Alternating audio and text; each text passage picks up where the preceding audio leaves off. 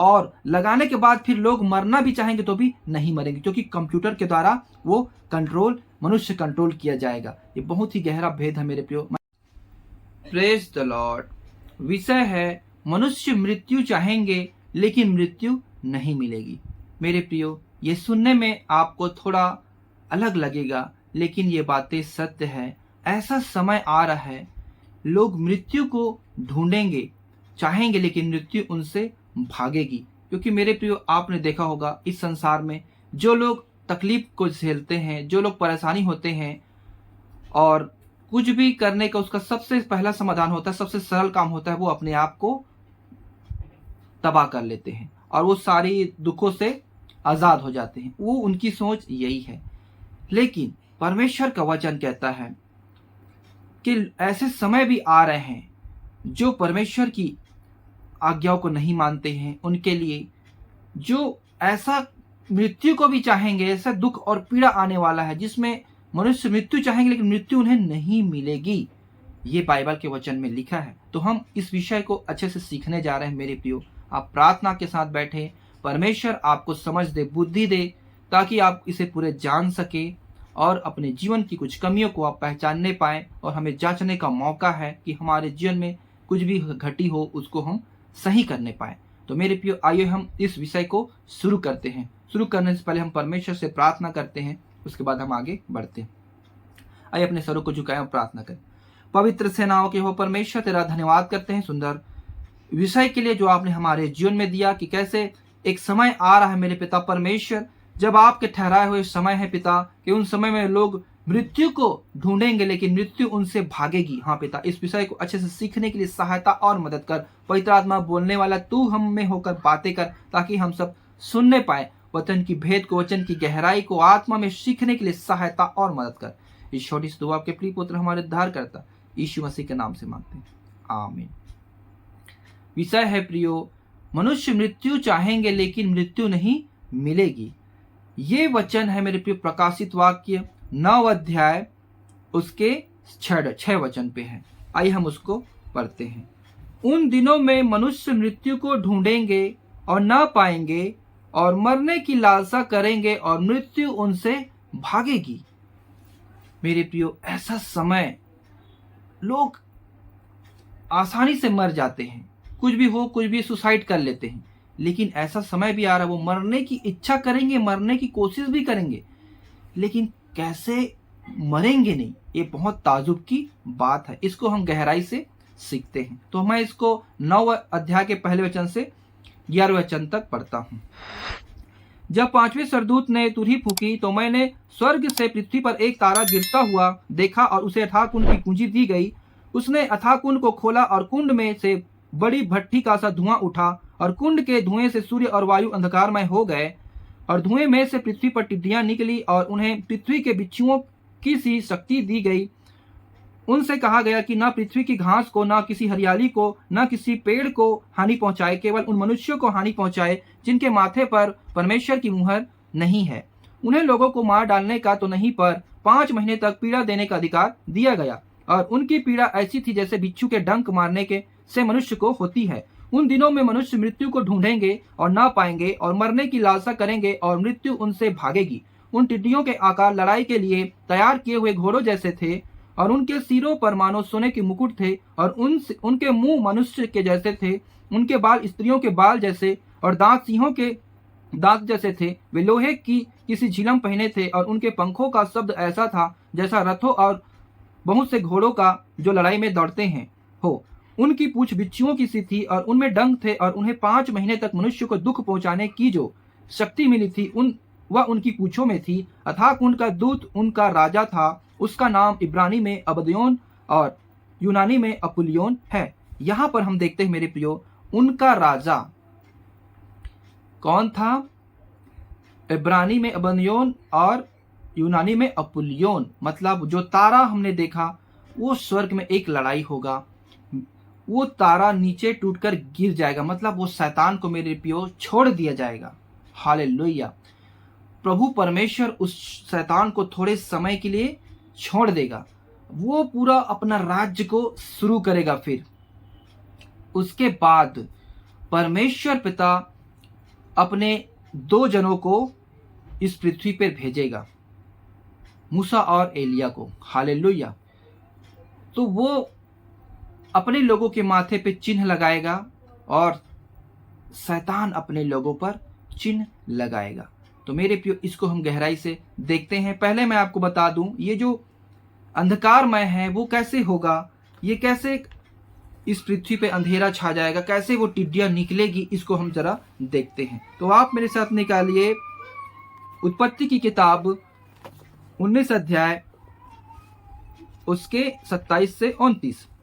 भोर को अब्राहम उठकर उस स्थान को गया जहां वह यहोवा के सम्मुख खड़ा था, और सदोम और अमोरा उस तराई के सारे देश की ओर आंख उठाकर क्या देखा कि उस देश में से ढटकती हुई भट्टी का सा धुआं उठ रहा है। और ऐसा हुआ कि जब परमेश्वर ने उस तराई के नगरों को जिसमें लूत रहता था उलट पुलट कर नष्ट किया, तब उसने अब्राहम को याद करके लूत को उस घटना से बचा लिया। मेरे प्रियो, परमेश्वर कहता है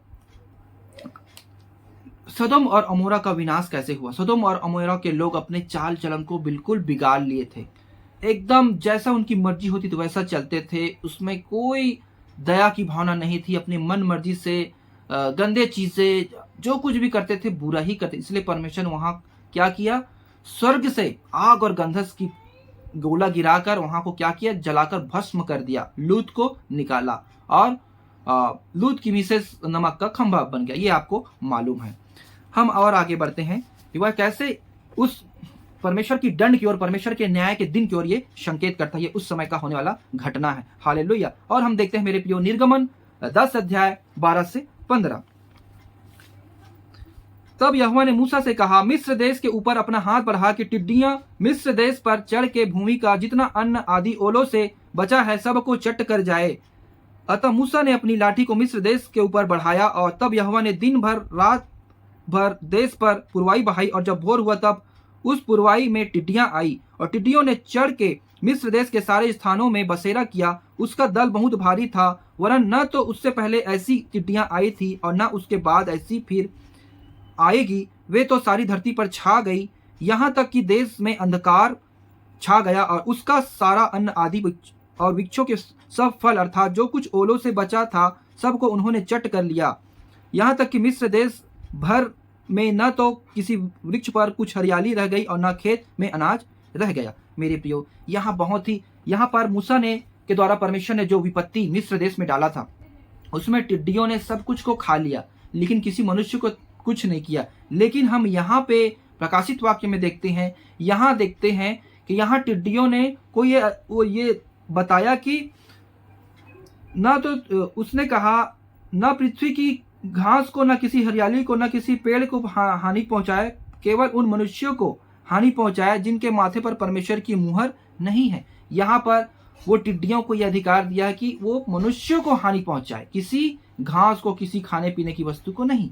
तो मेरे प्रियो, आपने देखा कि परमेश्वर कैसे लोगों को अपने न्याय के दिन कैसे विपत्ति में लेकर जाएगा, और उन दिनों में लोग कैसे मृत्यु के लिए तरसेंगे और मृत्यु उनसे भागेगी। हालेलुया। और हम देखते हैं, आप मेरे साथ निकालिए योएल की किताब 1 अध्याय उसके 1 से 6। यहोवा का वचन जो पतुएल के पुत्र योएल के पास पहुंचा वह यह है, हे पुरनियों सुनो, हे देश देश के सब रहने वालों कान लगाकर सुनो। क्या ऐसी बात तुम्हारे दिनों में या तुम्हारे पुरखाओं के दिनों में कभी हुई है?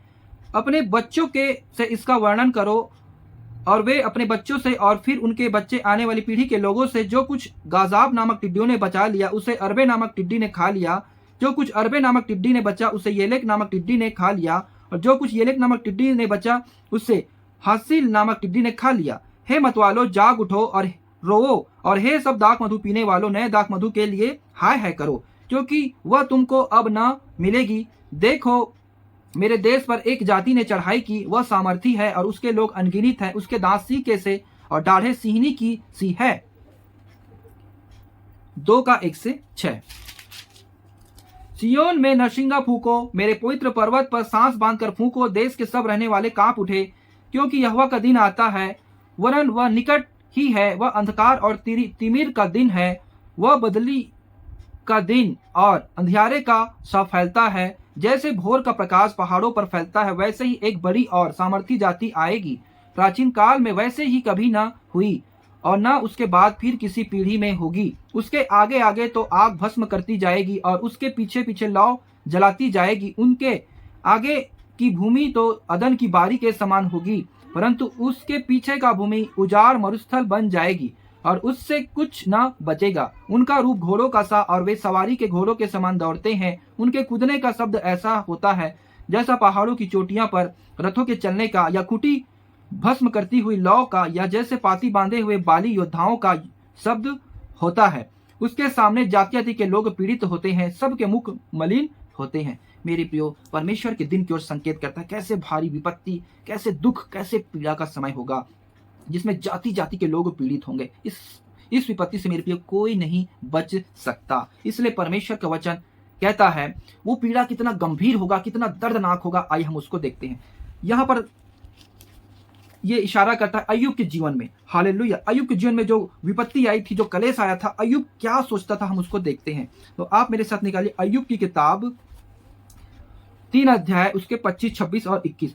क्योंकि जिस डरावनी बात से मैं डरता हूँ वही मुझ पर आ पड़ती है, और जिस बात से मैं भय खाता हूँ वही मुझ पर आ जाती है। मुझे न तो चैन, न शांति, न विश्राम मिलता है, परंतु दुख ही दुख आता है। वे मृत्यु की बात जोहते हैं पर वह आती नहीं, और गड़े हुए धन से अधिक उसकी खोज करते हैं। मेरे प्रियो, अय्यूब कहता है मैं जिस बात से डरता हूँ वही मुझ पर आ पड़ती है। चारों ओर दुख और पीड़ा ही मेरे नजर के सामने दिखता है। मैं मृत्यु को चांदी की नाई ढूंढता हूँ लेकिन मुझे नहीं मिलती है। उसका जीवन में इतना दुख और पीड़ा था मेरे प्रियो। वो मरता तो नहीं था लेकिन इतना दुख का सामना करता था, वो मर नहीं पाता था। वैसे ही लोग इतना पीड़ा में, इतना परेशानी में जाएंगे, मरना चाहेंगे लेकिन मृत्यु उनसे भागेगी। इसलिए मेरे प्रियो, इस वचन को हम और देखते हैं। आप मेरे साथ निकालिए यिर्मयाह की किताब 8 अध्याय उसके 3 वचन। तब इस बुरे कुल के बचे हुए लोग उन सब स्थानों में जिसमें से मैंने उन्हें निकाल दिया है, जीवन से अधिक मृत्यु ही को चाहेंगे। सेनाओं के यहोवा की यही वाणी है। पर यिर्मयाह भविष्यद्वक्ता के द्वारा परमेश्वर भविष्यवाणी के तौर पे ये वचन को कहता है, परमेश्वर किनको निकाला है? जो परमेश्वर को नहीं मानते। परमेश्वर ने सब मनुष्यों को बनाया, लेकिन जो उसकी आज्ञाओं को मानते हैं, उसकी विधियों पे चलते हैं, उनको परमेश्वर आशीष देता है, उन्हें बचा के रखता है। जैसे लूत को उस समय विपत्ति से बचा निकाला जैसे सदोम और अमोरा में हुआ था।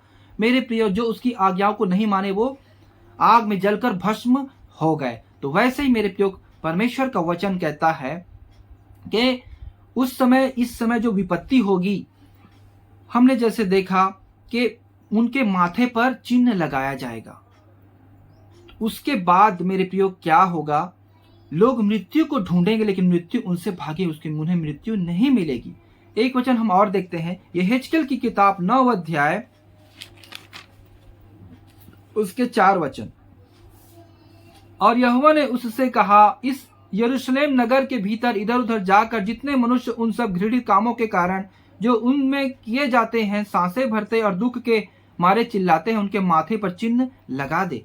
मेरे प्रियो, परमेश्वर जब इस पृथ्वी पर विपत्ति को डालेगा तो लोग, शैतान क्या है, सबको अपने कंट्रोल में लेके चला रहा होगा, और परमेश्वर भी अपने लोगों को ये चिन्ह देगा। जब परमेश्वर इस पृथ्वी पर विपत्ति को डालेगा तो उनके माथे पर ये चिन्ह होगा।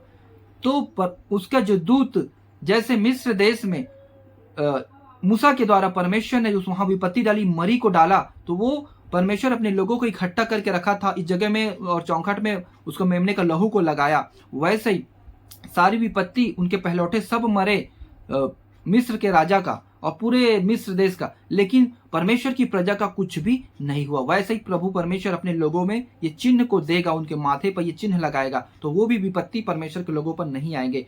जो उसकी आज्ञा को नहीं मानते हैं, जो पाप में जीवन जीते, उनको ये सारी विपत्ति को, सारे दंड को और इतनी पीड़ाओं को सहना पड़ेगा। जो हमने यहाँ पे देखा कि टिड्डियों के द्वारा कैसे डंक बिच्छू जैसे मारेंगे। मेरे प्रियो, उस समय लोग क्या करेंगे? मृत्यु को ढूंढेंगे लेकिन मृत्यु उन्हें नहीं मिलेगी।